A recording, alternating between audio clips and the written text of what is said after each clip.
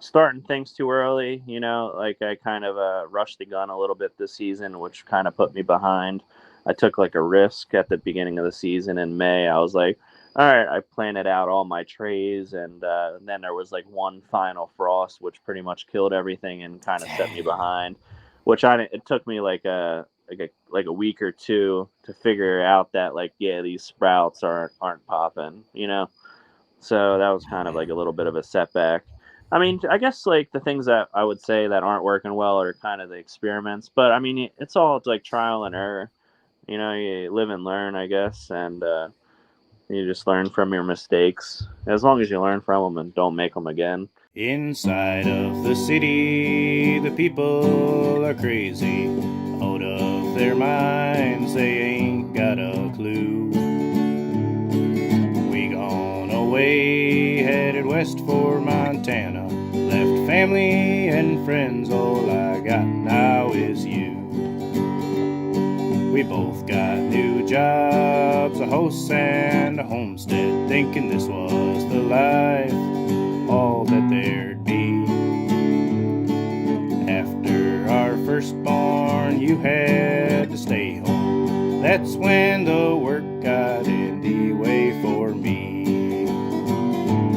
Well, I started FarmHopLife.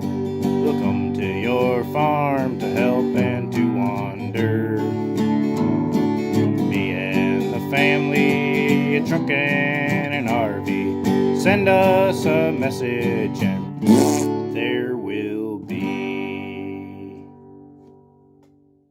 This is the Farm Hop Life podcast, a traveling homestead family. I'm Matt DeRozier. Tonight, my guest is Generous Farmer. He hasn't been into farming long. He bought a farm after COVID happened with plans to go full time if he was ever forced to get the thing. He never got fired, and now he has two jobs, building a farm business while working full time. How you doing tonight, man? Good. Appreciate the opportunity to speak to your listener. Yeah, thanks for being here, man. I've actually got I think you're the first person people have requested. Um, Really? yeah, they're like, when are you gonna get Generous Farmer on? I was like, I can reach out if his DMs were open. Huh? And then so after you started following me, I was like, there it is, and then off I went. So No way! I can't believe that. yeah, man. Just following like your Twitter, like you get a lot done being all on your own.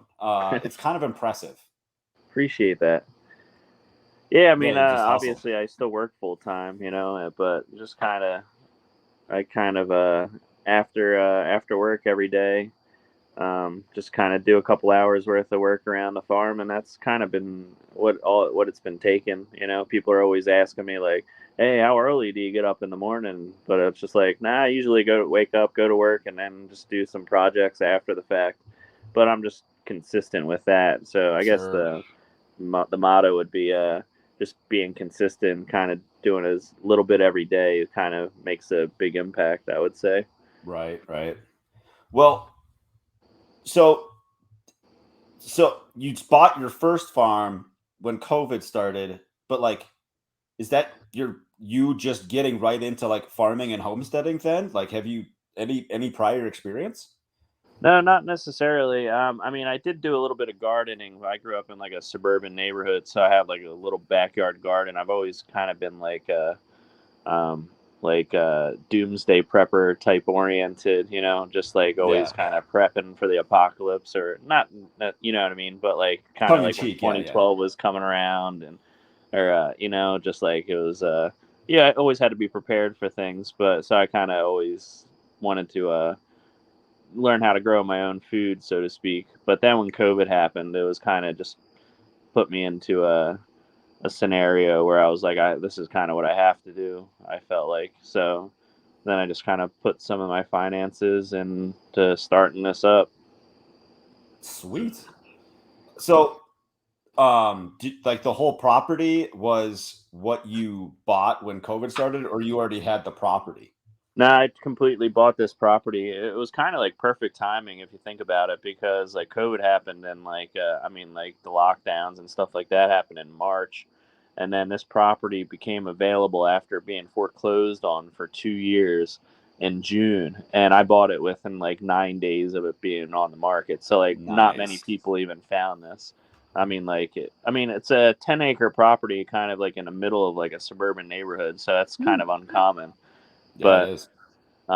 and then just like I'm in New Jersey, so um, uh, somewhat of the bigger properties are always like upwards of like 300, 400, $500,000. But I got a nice deal on this property.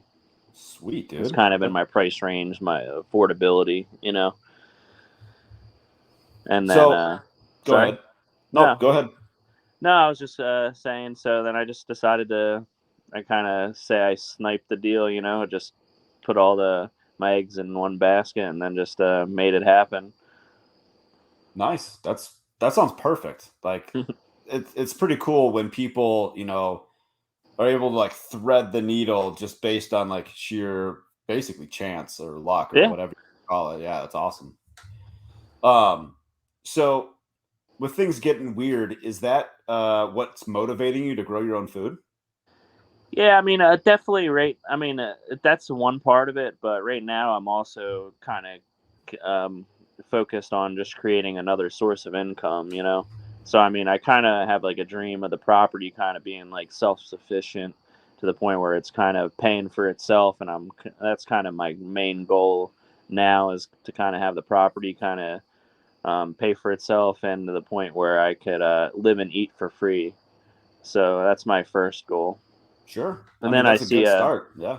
yeah, I think it's a reasonable goal Oh to yeah. make that happen, and just kind of just trying to get my name out organically, and to the point where people just spread the word and saying, "Hey, I know this cool organic type farm in Woodbine. You should go check it out."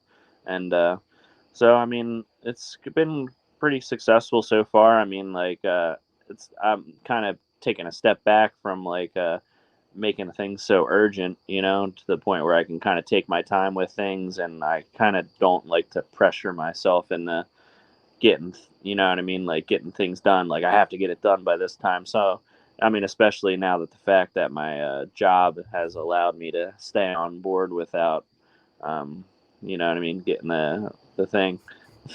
The So, thing. Yeah, yeah. yeah, Um let's talk a little bit about what you've got on your property. So like you started with nothing, obviously, or did you yep. like bring chickens or something with you? No, I actually bought some chickens right like I guess shortly after, like right after the pandemic started. Like I was like, at least I can have some eggs. So I ended up it was actually not allowed in like the suburban neighborhood, but I did it anyway. I was like, who's gonna really say something? You know what I mean? We're in the middle of a pandemic. Somebody's gonna say something about the chickens. So I bought some chickens, but because at the end of the day, all you need is some potatoes and like a potato and an egg a day to survive. So that was Sure. like half the battle. But so I bought some chickens. So I ended up moving them to this property, and when I bought the property, it was foreclosed on for 2 years, so it was all completely overgrown.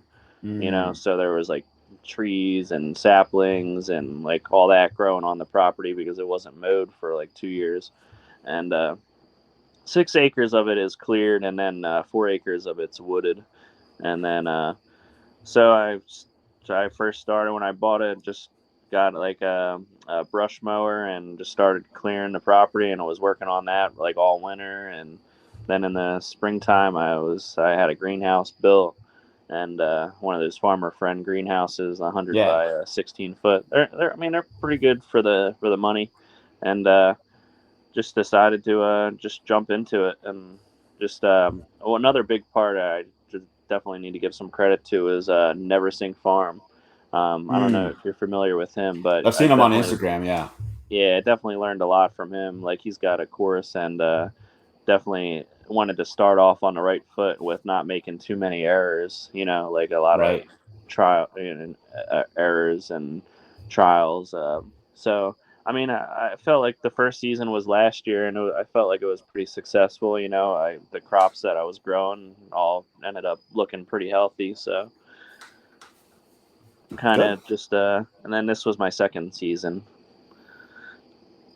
but I was gonna say it seems like you're working hard, but you're also being patient, which is like the perfect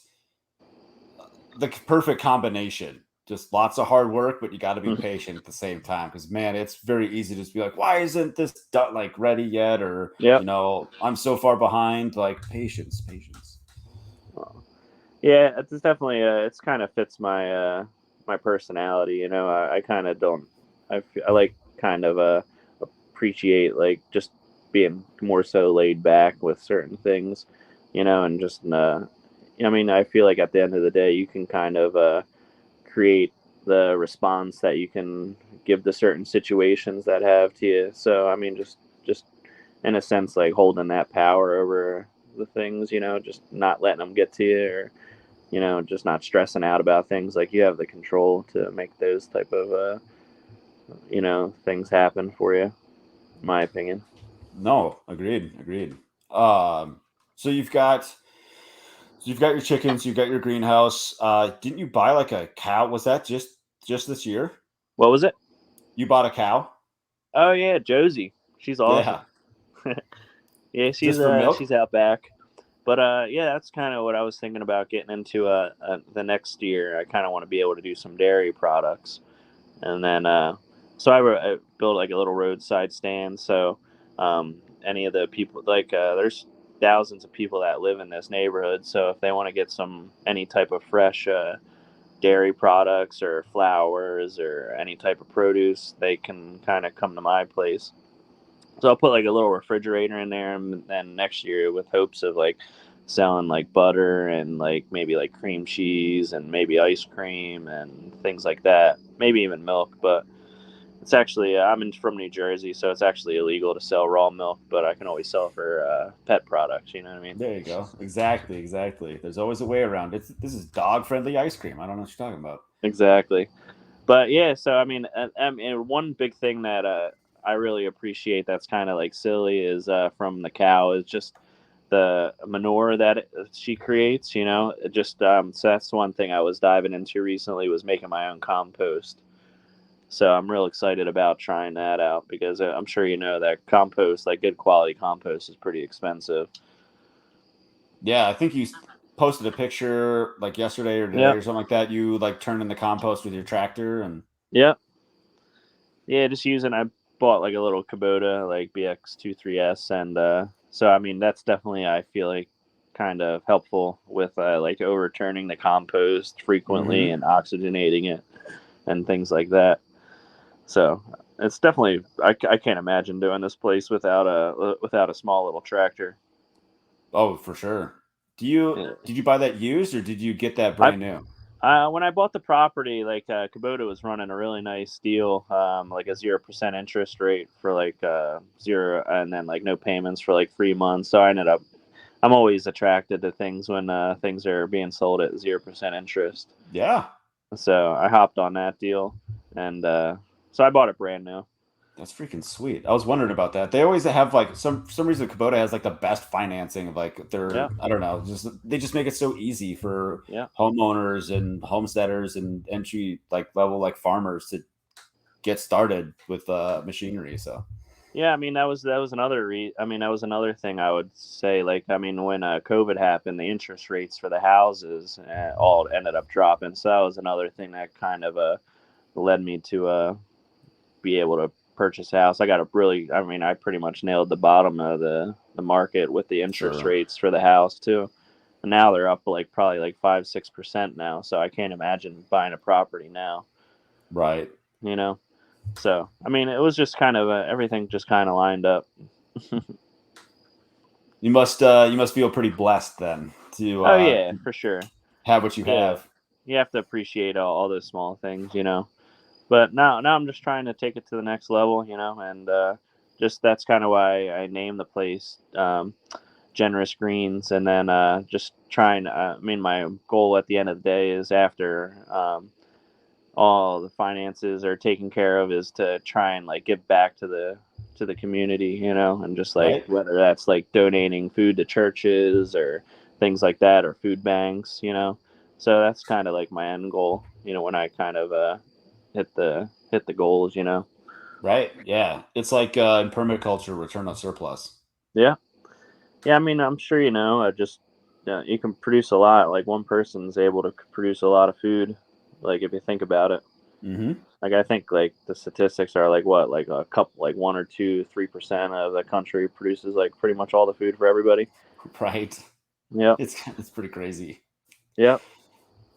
Do you have like a, let's say, like a plan or a design that you're trying to stick to for like your property, or do you have like specific methods or techniques or Um. So practices? so it's definitely like a no-till. Like I kind of follow in Connor's footsteps, Connor Crickmore from Neversink. Like as far as like the no-till type aspects. So I mean that's like one big thing. But I mean permaculture, I'm sure, kind of I mean has its place in that type of farming technique. You know, to the point where you're using outputs of one plant or species, and it's the input of another plant or species, like I was saying about the compost, you know. So Yeah. my goal is to pretty much just get self-sustainable to the point where I don't really need to keep importing stuff to the farm, and just kind of make it self-sufficient. So like uh that's kind of like the goal, you know. And so I mean I recently just put an orchard on the farm, and so Nice. I'll be fertilizing that with the compost that I'm creating, and then I'll be using the compost in the beds, you know, for when I do like bed flips and things like that. What did you plant for your fruit trees? So I bought some like nectarines and some apples, some cherries, some peaches, some plums, Sweet. and yeah. So I mean, like I had a spare area on the property, so I was like, I might as well try and make this work for something, you know. And it was just that's kind of how I shoot sometimes, just like off the hip, you know, just like I'll do that. That sounds like a good idea. But it's kind of been working, you know. And Yeah. then so I mean, like now that that's kind of out of the way, my next couple of things are maybe get some pigs or some bees. That's kind of the route I might shoot for next year, and just slowly over time, just build out. And as long as like I keep having the time to create new things here, you know, just like and keep expanding. I'm sure you know that farming's like kind of like endless. Like you'll never pretty much be Right. it, you know. But Yep. There's always a loose end to tie up for sure. yeah, but So sorry. I was just gonna say, talking about like trying to make yourself self sufficient. So like, how I'm curious how you've thought about closing some of those loops, like feed for your cow or feed for the chickens or anything like Yeah. that. No, I mean, yeah, definitely. I know a lot of people in like the carnivore type movement are like against feeding chickens corn, but obviously, I think corn's kind of necessary to feed chickens. I mean, like it's like one of those easy things to. So I mean, so like one of the things I was kind of hoping to focus on this year, which was kind of unsuccessful, was like growing more corn and just kind of processing the corn, but. Jersey, believe it or not, even though it's the Garden State, had like kind of a unexpected drought this season. Mm, Like we really didn't receive much rain like all summer.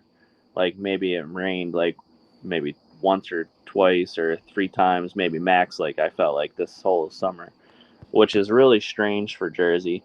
So I mean, like a lot of corn's grown like out in the fields without irrigation, and so I ended up pulling my irrigation early in the season out of the corn once it was established, and pretty much I had somewhat of a crop failure on the corn, which mm. was kind of like my goal this year to produce a lot of corn to the kind of and then process it and then have feed for the chickens. So next year I can learn that lesson that I'm going to leave the irrigation and then at least probably water like once or twice a week just to kind of make that happen. But as far as Josie goes, she's got about like 3 acres right now of grass, and she's just a single cow. And besides the drought, like I remember last year, which was my first year here, like the grass like literally grew nonstop. Like I remember like cutting grass like at least like once a week.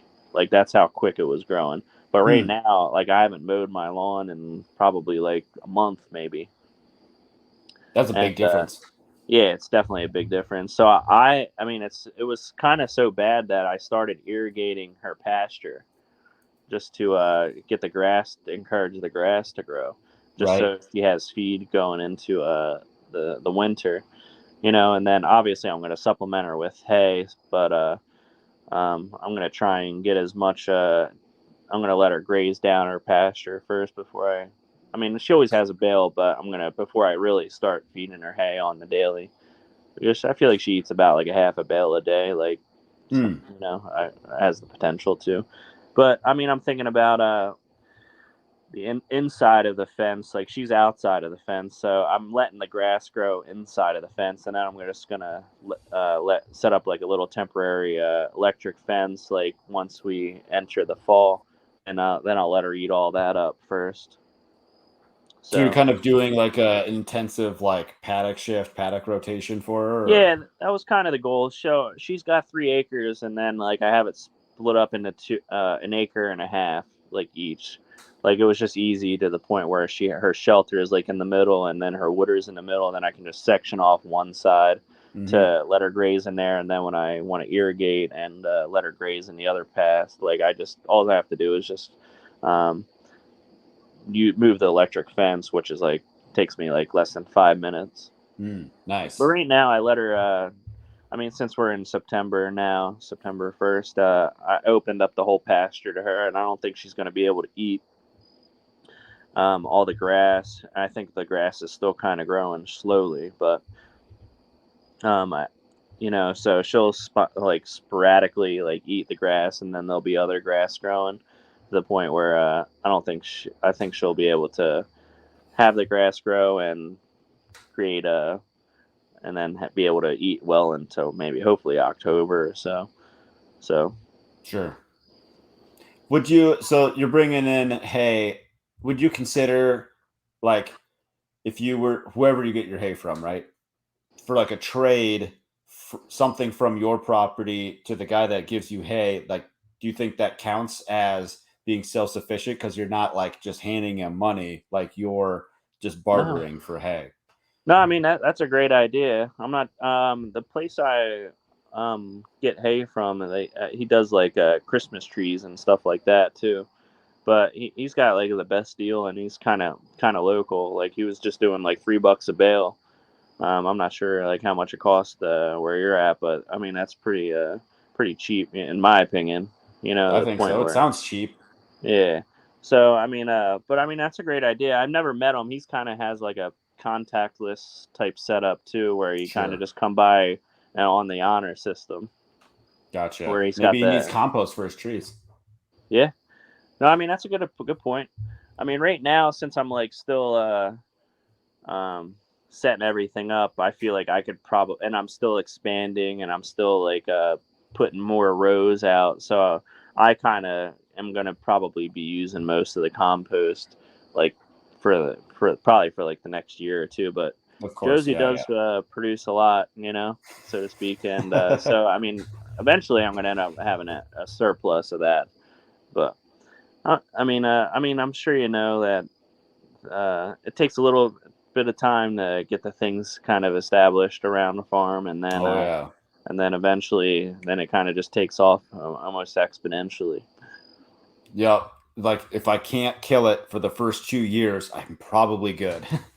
Yeah, So but let's talk about a couple other things like that have worked well for you. Do you have like a specific breed of chicken or that like does well for your area or because you guys are humid out there, aren't you? Like yeah, definitely. I mean, our winters aren't really too bad. I mean, it kind of drops to like the 20s or so in the winter. But I overwintered some silver Wyandottes, and they were okay in the winter.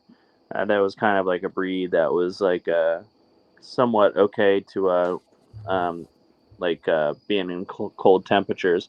I did just recently get some ISA Browns because hmm, they have higher egg production. I think they lay about like 318 eggs a year, which is like almost like an egg a day if you think holy about it. smokes, yeah, yeah. Yeah, it's like 80% or 85% or so. So we'll see how they do because the chickens I have now kind of dropped off a little bit. I'm not too sure what happened with them, but I got like 20 of those, and they've lately only been laying about like 3 to 6 eggs a day. So I don't know if somebody was saying that maybe they're getting ready to go into like a malting or just Right. getting into winter type preparation. But I mean, I can't really. So I need to up the egg production going into next year. So I purchased like 30 ISA browns. So I don't think that's going to be a problem going into the future. I mean, that should be like 12 dozen a week almost. So that'll be a nice, whether be like at sell them about like $5 a dozen. Sure. Yeah. What? What do what How's do your eggs farm go stand for? doing? It's going pretty good. I set things up, and then I have like flowers in there. I got watermelons in there, and then I had like cucumbers, tomatoes, and potatoes, and just things like that in there. And I mean, nobody's stolen anything yet, so That's which, good. I mean, it's not really. I mean, if it did happen, like I'd be like, all right, well, obviously they needed some produce so they can have it. You know what I mean? But I mean, every time like I notice something's missing, like I go check the box and there's money in there. So it's Sweet. doing pretty successful. I manage a supermarket, and we're about to get rid of some like standalone refrigeration cases. So I talked to my boss about taking some of those, and I was thinking about maybe putting one of them in the stand, and then I can put like bag salads and stuff like that. So the name of the Dude, that'd be company is awesome. Generous Greens because I mean obviously farms make probably the most gross profit on greens, and but I really haven't stood behind that too well because I mean if you think about it, if you cut down some greens and you put them in your stand and then the heat's getting to them, they all end up starting wilting, and Mm-hmm. I'm not. I want to make sure people get like high quality stuff. So I kind of been like this season I focus more on like the things that can stand the heat or last a couple of days, like potatoes, tomatoes, cucumbers, things like that. But eventually, I want to get behind the greens. You know what I mean? More so. That'd be a sweet setup. That'd be amazing. Yeah. Do you so being at the supermarket, are you able to take like the food waste and bring it home? So right now we have like a setup with pig farmers, which are like a local pig farmers, and that we have like we put a lot of because obviously like the trash companies charge you how much like weight you're pulling out of there. So a big part of the waste is like food waste, and pig farmers come by and pick that up. But Okay. if I really had to, like if I decided to get some pigs, I'm sure my boss or wouldn't care if I pulled some of that food waste out. I could probably take as much as I wanted to. But um, obviously I would need like a truck or some way to transport that from the market to my farm, which I'm not capable to do yet. But down the line, Right. I mean, I'm sure that's possible to take the food waste out. Like my associates at the market always take the plastic off and like all that, so it's just ready to dump into like a pig pen, so to Yeah. speak. Nice. So I mean, What that's definitely has potential for sure. yeah, what breed of pig are you thinking about getting? I know Potbelly's not a good one, but It's I a think like classic American pig, isn't it? uh, what's that? Isn't the potbelly like this the classic American pig? Yeah, I think they're more so for pets though. I don't think they're. I I don't think. I guess. think they're like maybe more greasy than like other pigs. But I think like Mm, Yorkshire, is like a potential pig, and then I forget the other type of pig that I was looking at, but I have it written down. But I mean, just like the type of pigs that produce like good pork, and not too I guess demanding, I guess you could say. But sure. taste is probably important. But I mean, I know pigs obviously eat a lot, so I have to be ready for that type of a situation. I don't want to be able to. I don't want to have to make it cost like this. Like I don't want to have to like what I mean, like supplement them with foods. You know what I mean, so to speak. But yeah, I'll get there one day. I think I might end up doing bees first. seem a little bit more simpler. I already got the flower field for them to eat, you know. There you go. Yeah, nice. What hasn't worked well? Like you said, like the corn failed this year because the irrigation got pulled early. But like, what you're like, oh man, that kind of messed up that one. Huh. That's a good question. I mean, corn was definitely one of the things for sure, but I mean that was kind of a like an experiment, I guess you could say. But starting things too early, you know, like I kind of rushed the gun a little bit this season, which kind of put me behind. I took like a risk at the beginning of the season in May. I was like, all right, I planted out all my trays, and then there was like one final frost, which pretty much killed everything and kind of set me Dang. behind. Which it took me like a week or two to figure out that like yeah these sprouts aren't popping, you know. So that was Oh kind of like man. a little bit of a setback. I mean, I guess like the things that I would say that aren't working well are kind of the experiments, but I mean, it's all like trial and error. You know, you live and learn, I guess, and you just learn from your mistakes. As long as you learn from them and don't make them again. But Yeah. that was one thing. But yeah, this season was more so like just building infrastructure. I feel like I had to put the fence up around the property, build a roadside stand and greenhouses and things like that. So that was more so my focus area this year. So, but I mean, I felt like I did produce a lot of food for. I mean, just for the season, just to continue get my name out. But my grand opening set for next season, next May. Oh, gotcha. What makes it the grand opening? Like Like something special? so I mean I plan on having I mean all obviously all the infrastructure kind of set up by then, you know, like the processing. One of the greenhouses, it is a Rimmel greenhouse, which I has like three bay sinks and like stainless steel like refrigerators and things like that. And like it's kind of like the propagation type setup where I'll be starting all the starts. Like that Mm-hmm. wasn't set up last year, but that'll be set up. So I mean, I won't really have to focus on much infrastructure. Like next season, it'll be just straight to the races and just kind of just focusing on growing crops. And then another thing I want to focus on is just having a lot of starts and like more so like nursery type stuff, like Mm. pansies and like impatiens and sun patience and like started zinnias and I think that and started tomatoes and peppers and I think that might be a hit next season. Just being able to provide that for people like that want to start their own little gardens. I think that'd be like pretty successful. Yeah, so I mean that's the goal. I mean, so we'll see how that goes. But the grand opening, and then hopefully I might have somebody else helping me next season. So Oh, cool. yeah. Just like a farmhand or whatever. So I mean, I met this one girl who was kind of interested in the farm type life. So I mean, she actually lives on the opposite coast in California, but we're Hmm. actually gonna meet in like 2 weeks. So she's flying Nice. out here. Yeah. So she's flying out here, and so I mean, as long as all goes well, then hopefully she'll be around to help me just like weed and just prune and pretty much another thing I would hopefully try to do would maybe go to like farmers markets. There's a ton of farmers markets around me. Like I could be hitting them like constantly, you know, and I think that'd be a Yeah, big source of income. But definitely. Yeah. yeah, I mean, I guess that goes back to one other thing that didn't go well this season was like staying on top of the weeds and pruning. Like I definitely got behind on that. So that was something last year that I wanted to focus better on. And like the beginning of the season, I was doing it well, but they caught up pretty quick. Right. Yeah. They like miss one day and it's like, Yep. ah, yep. That's kind of funny that she's you got you guys' first date like is gonna be like, hey, I'm glad you're here. Let's get weeding.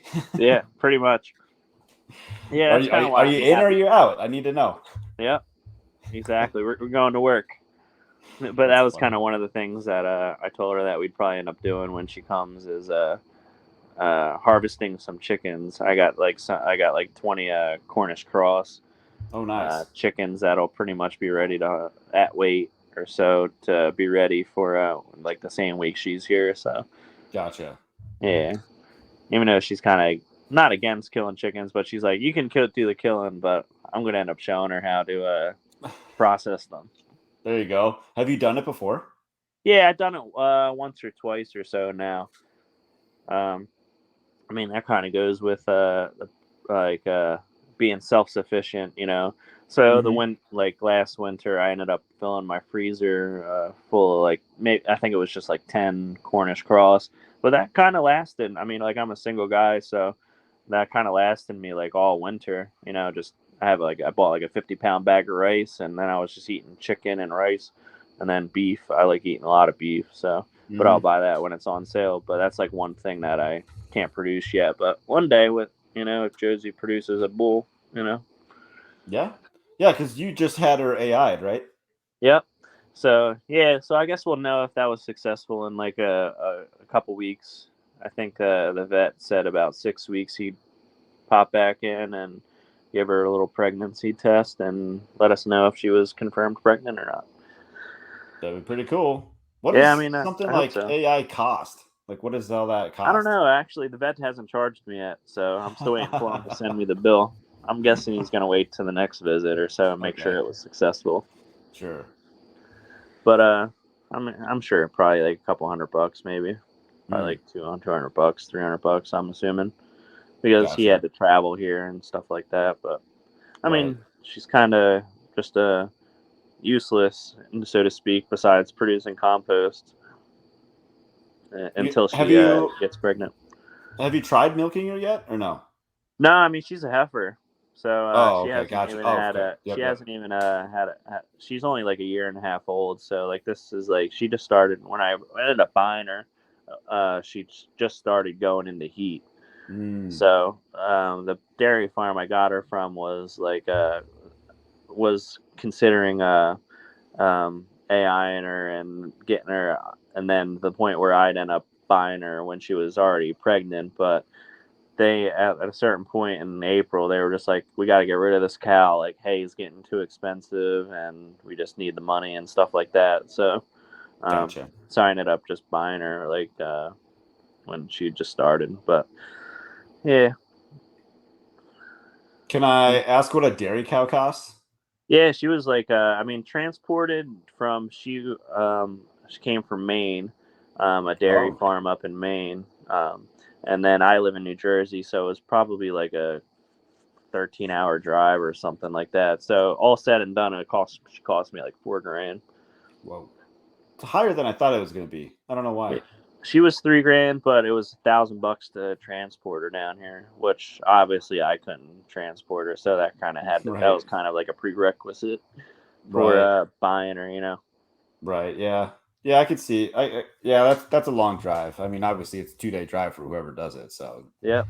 however But the their people that brought day them they down do. were But delivering other animals to other places. Like they had goats. It was kind of like Noah's Ark in there. It was like they had goats and like that's funny. I think they had other like donkeys and things like that. They had a huge trailer, so they were heading down south.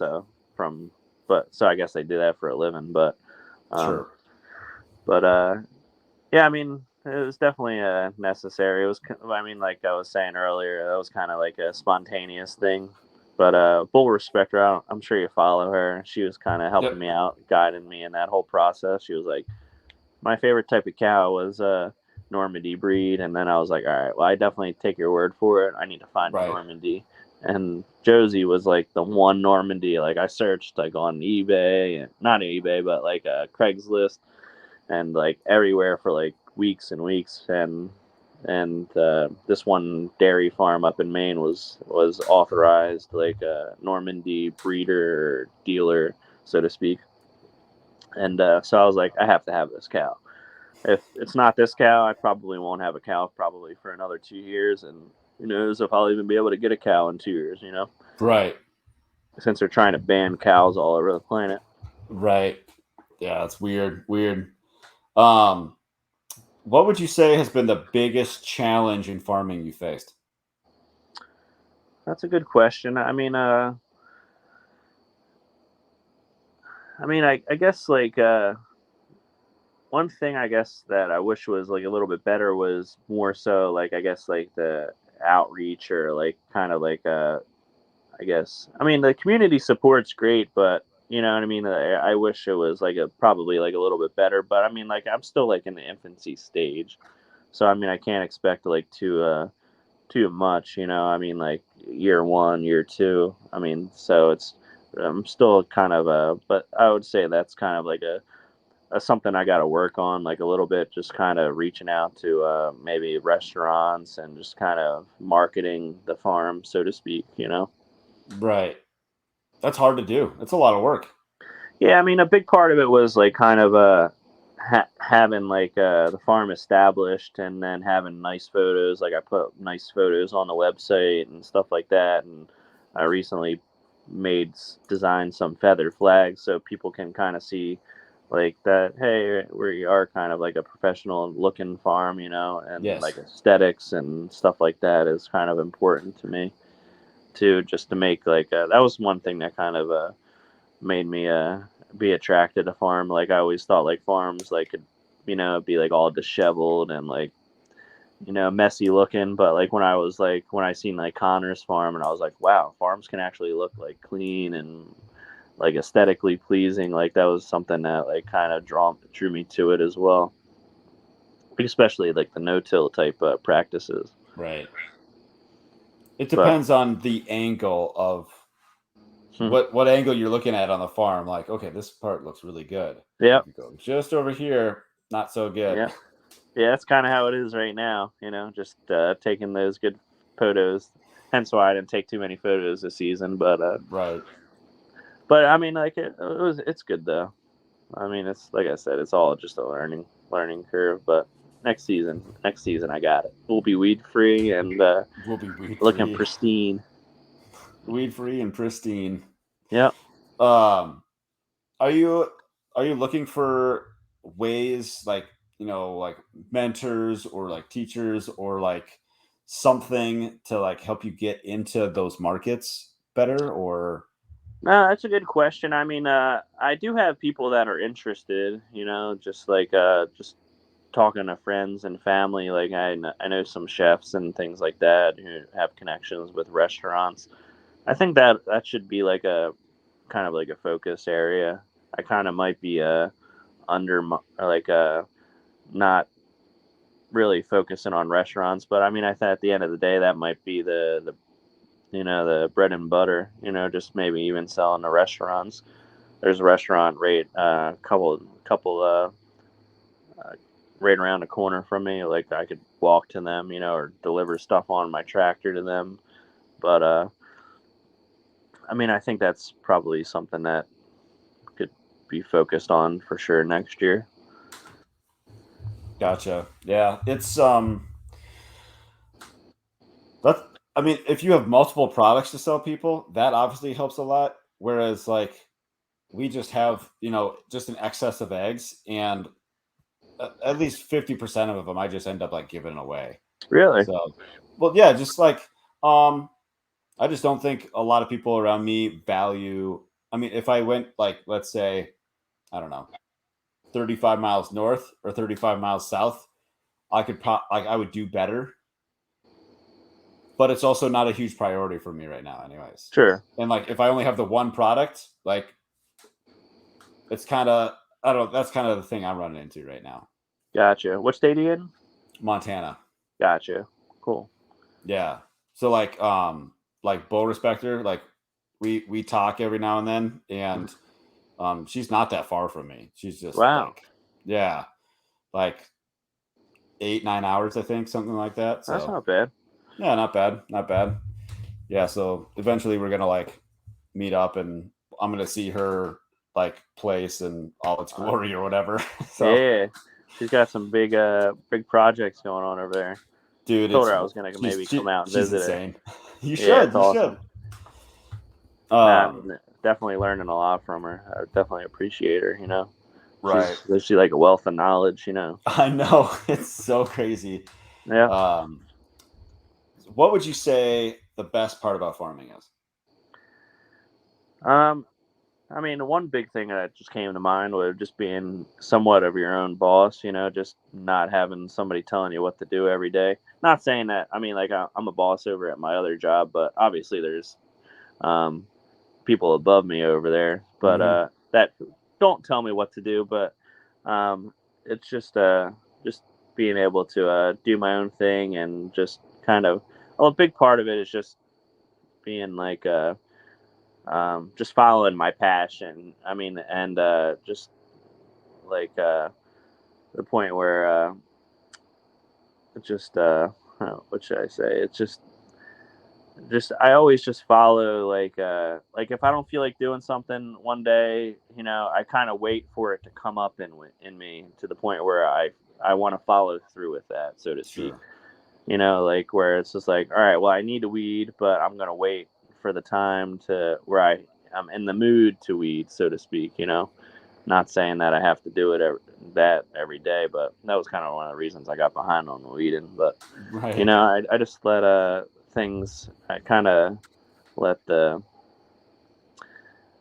I don't know what I don't know what you would call it. Just like that creative energy or whatever. Just kind of guide me through the farming processes. Like recently this week, building compost and learning how to do that was kind of like on, I guess, like on my passion level. So that's what I ended up doing this week. It was like something I ended up wanting to learn about, and so I was focused on that. You know, Right. I guess like it might be like obsessive compulsive disorder or something like that, where you kind of just go from one thing to the next. But that's kind of just how I've been letting things go, and it's been working so far. So I'm just gonna keep going with it. Good. Yeah. Um, what makes a sustainable farm? Like we talked about sustainability, and is it more than just um minimizing your inputs and like maximizing your outputs? Is that what makes it sustainable, or is there more to it?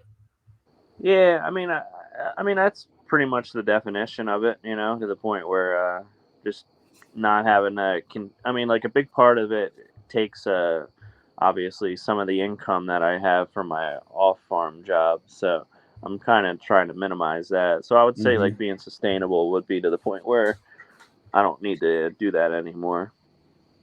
To the point where I can some of the outputs kind of cover the cost of like the inputs.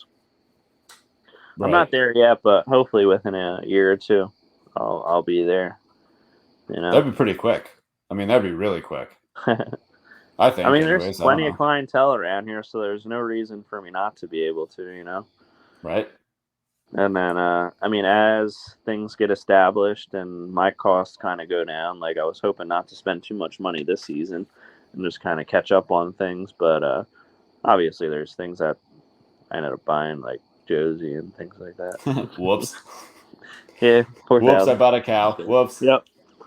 But I'm Whoops. sure I that'll bought bees happen and probably for a pigs. couple years. What's that? Next year. Whoops. I bought bees and pigs. Yeah, probably.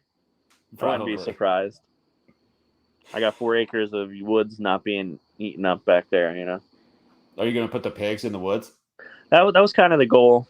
I mean, That's I smart. kind of want to set up like maybe a fence in there, and then I mean, they also will clear it out. Eat a bunch of the shrubs, and so I'll have some clear woods after that, and I'll have some pork, and so yeah, definitely plan on putting them in the woods. Nice. That'll look. I think that'll look nice. I don't know if you follow Josiah Young um, No, on Twitter. His he's got goats. Like his thing is like goats or whatever, and he always posts pictures of like goats like clearing out like all his oh yeah, overgrown brush and I think stuff. I'm. And I think I might follow him, but I'm not too sure if I've seen too many of the photos that he posts. yeah, it's I mean those things just like after 2-3 days, it's just like all right, we're ready to go somewhere else. And he's like, well, dang, I wasn't ready to move you yet. Dang. Yeah, Yeah, I mean, that's definitely yeah, just utilizing the property to its kind of max potential, I guess. right. Make the animals do the work for you. Yeah. Does a sustainable farm tie in with a regenerative farm? Do you think? I don't know. I mean, like, I guess, like, what would the major differences be? Do you think? I guess um, that's a good question. Hmm. The regenerative part, where like I suppose it would heal the land, whereas that's kind of more of like maybe it's not the main focus, but it's at least an equal focus or a focus. Um, I guess. Yeah, definitely. I mean, obviously having cows, like, I feel like that's. I mean, having Josie is like a definitely regenerative. I mean, like, I can't imagine like the pie, her cow pie is like not helping restore Right.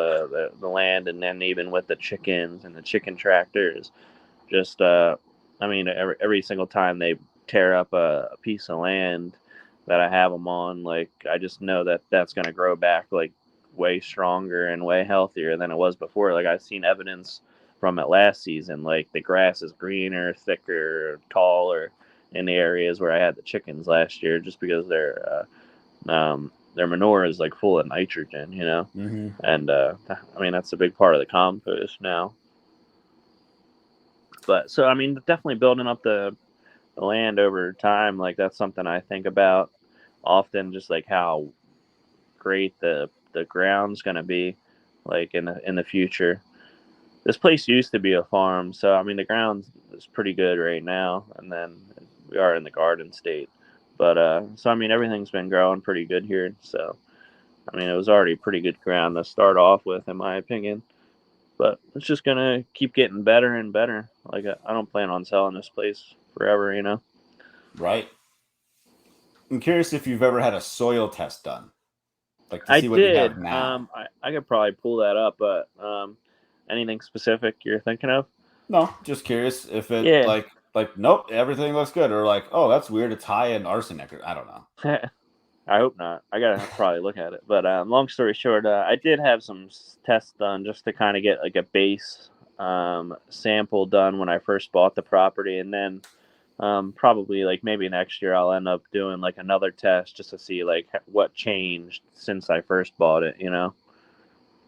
Just like what went up, what went down, so to Right. speak, and Yeah, that then makes kind of sense. gauge it from there. But I mean, like, it's all organic practices, so I only use like organic type stuff like feather meal and blood meal and stuff like that when I'm flipping beds, and biochar, and so I mean, like, and then I'm using good compost, so I don't think uh, I don't think we'll be going backwards. Right. Yeah, unless something like if they spray over your house for something, who knows what. Yeah, sometimes I see chemtrails, but not too often. Oh, weird. There's a high amount of aluminum Yeah, in my soil. I I don't mean like that that. actually is happening around the country. Yeah. Yeah, I think there's a thing that came out recently, something like I think it was out of Australia. There's like a high amount of lead in like backyard chicken eggs, and Really? it was only a headline. I didn't read the article, and people were pretty quick to dismiss it. Like, well, yeah, because the city or something. I don't know. Maybe there's like lead in the water that they're getting. I don't know. Hmm. Yeah, I just use well water, so I mean, like, I only have like a sediment filter on it, so Mm, whatever is underneath me is going on the crop. So, but I should probably test that water to see exactly what's in it or whatever. But I mean, I can't imagine it being too bad. But you wouldn't think so. I tested my water and I got 10 out of 10 on iron. really, yeah, definitely iron's in there. I mean, Yeah, what do you know about? I mean, as far as like iron goes, I mean, I can kind of tell that some crops don't like too much iron, but some of them I it know doesn't really nothing. matter, huh? I know nothing about Okay. the Yeah, crops that need I was just iron. wondering. Like, I noticed like some greens and stuff like that don't like the iron, but some crops it doesn't even matter. Like Hmm, cucumbers, I feel like might, even though it's drip irrigation, like, I feel like they might not appreciate the iron too much. Like last year, I had sprinklers on them, and it kind of looked like the leaves weren't appreciating that too much. hmm, But most crops don't. It seem like it doesn't really matter too much. But sure. that'd be like one thing maybe I consider maybe sticking some carbon filters on there or something, just trying to get it as clean as possible. That's going to be a hurdle going into next year with the wash pack station setup. Like I mean that's another part of the not processing greens. Like I want to make sure that I have like nice clean water and like not things that are heavy with iron and stuff like that before I start selling things like that, like greens and Mm-hmm. that things that need to be washed. Right. Yeah. I was just trying to remember the levels, like the actual like parts per million levels out of my well. It was so the safe drinking level established by the EPA is like 0.3 parts per million on iron, and I was at 6, not point Wow. 0.6, 6 parts per million on the iron. And Oh my goodness. I know, so it's a stupid high. I bought this like 3-stage water filter for the house. It was like $500, so not bad.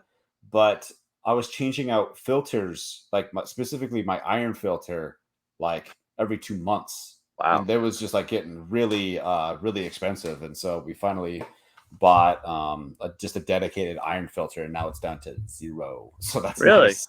Yeah, You might but have it's you only might have to it's only send for me the that. house. So I mean, and if I have hose bibs like on the like spigots on the outside of the house, like it's good for that. But like where I have my hydrant out in the yard, I don't think it works for that. So Huh. You have to send me what you got. I'll probably end up doing something similar. yeah, sure. I Not the mean, same thing. it's pretty cheap, and it's pretty easy to install. It's how I kind of Cool. got into like plumbing, like learning how to do some plumbing. So I didn't know how to do it before then. Now Yeah. I can hook up some lines. Like I had to redo when I we got that second iron filter. Like I ended up redoing the whole thing. Like it took Wow. me all day to do it, but I It's got it worth it. done. So It's yeah, important. yep, Yeah. yep. It drives me nuts when I like don't have like good water. Like I'll go to my parents' house and be like, "Ugh, gross. This tastes awful because it's on city Oh. water." Yeah. I mean, it's definitely one of the most. I mean, at the end of the day, if you think about it, we're pretty much selling water. Just that's pretty much what the crops like 80-90% are. Right, that's a good point. Yeah, however they filter it. Yeah. Um, what would you tell people that want to get started farming, homesteading, anything? I would just say, just jump into it. You know what I mean? Just gotta learn, right? I mean, as you go. Just like it's not as hard as you might think it might be. Like everybody always is like I can't imagine having doing all that. But I mean, like just like I was saying earlier, just a little bit every day is kind of just adds up over time.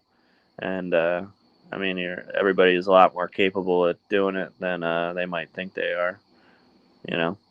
That's true. Don't overthink it. Just get into Yeah. it. Yeah, just start somewhere, wherever your passion might be, whether that's growing flowers or having some like a small chicken flock, you know.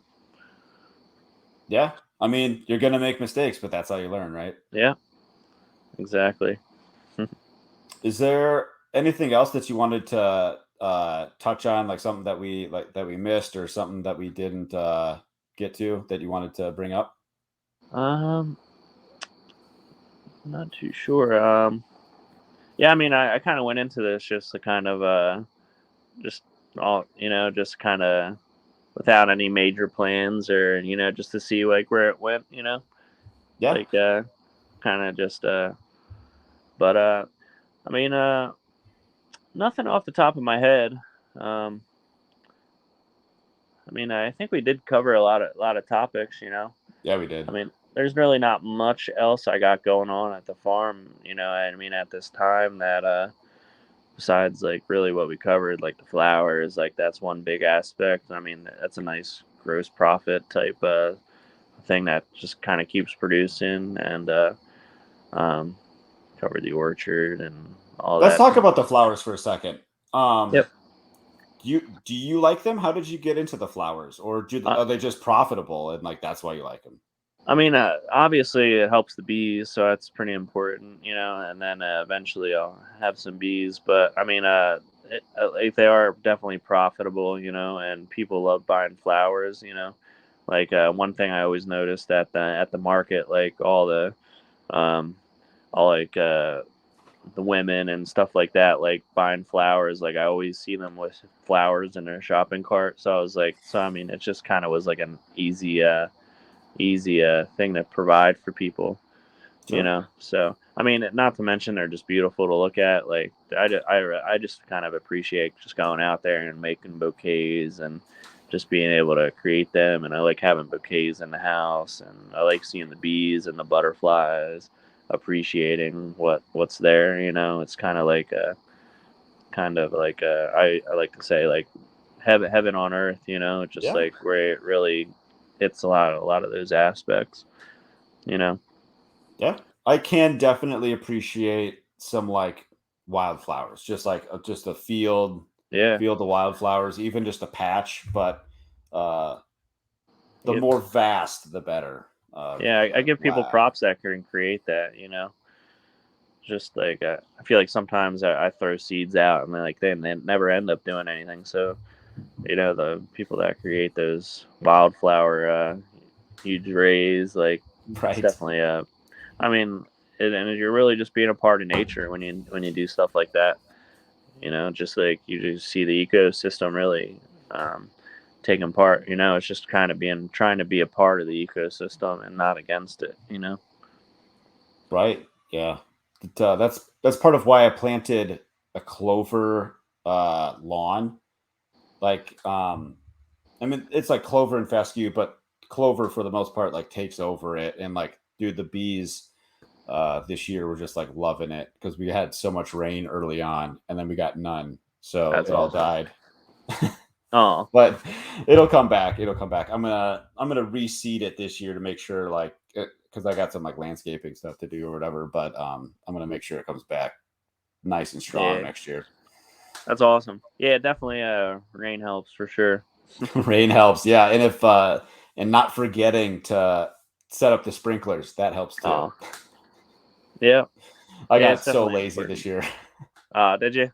Yeah, I did. I got Yeah, really you got a lazy. lot going on. Yeah, yeah. but but yeah, man. Hey, I appreciate you being here. I'll have a link to your Twitter and anything else Yeah, that you want to promote. What do you want to promote? Just your Twitter? I mean, yeah, I mean, if you're ever in Jersey, swing down to South Jersey. You know, just Generous Greens, and that's pretty much it. And then just I'm on Twitter, but you know, just posting pictures on there every once in a while. But you know, just doing my thing, just going through this thing we call life, right? Right, right. Yeah, I've never been to Jersey, but I'm gonna have to stop sometime. So Yeah, I'll hit you absolutely. up. I think that's what kind of I mean, like you kind of go from farm to farm sometimes, right? That's starting next year. Yes. Okay. Yep. Yeah, Yep. definitely keep me maybe on Yep. the to do That's my list. You know, thing. That's my thing. So yeah, that's awesome. love to stop by and check it out. Yeah, we'll Sounds do. good, man. All Good right. Thank you for talking to being you. here. Yeah, you too. Yep. Appreciate it. Take care, guys. You too. Bye. See ya. Excellent conversation with Generous Farmer. He's got a great plan of working hard, but being patient. Thanks for watching, everyone. Leave a comment, like, subscribe, and most importantly, share this video. You can check us out on the Fountain.fm podcast player. You'll love it. You earn Satoshis if you listen. And if you like what you're listening to, you can tip Satoshis, those free Satoshis that you got just for listening. As content creators, we really appreciate that. Check out our website, farmhoplife.com. You can sign up for our email list or Telegram channel there to be notified when new videos, interviews, and podcasts are available. We are on YouTube, Twitter, Instagram, TikTok, MeWe, and Float. You can email me anytime, matt@farmhoplife.com. Check out our 20 by 23 project, where we're going to hit up 20 homesteads in the year 2023. I'm always looking for new people to interview. If you want to come on to talk about homesteading, farming, food security, homeschooling, regenerative agriculture, alternative building methods, or anything else, shoot me an idea. Fill out the form, farmhoplife.com/guest. Go feed yourself. Inside of the city, the people are crazy, out of their minds, they ain't got a clue. We gone away, headed west for Montana, left family and friends, all I got now is you. We both got new jobs, a house and a homestead, thinking this was the life, all that there'd be. After our firstborn, you had to stay home. That's That's when the work got in the way for me. Well, I started FarmHopLife. We'll come to your farm to help and to wander. Me and the family, a truck and an RV. Send us a message and there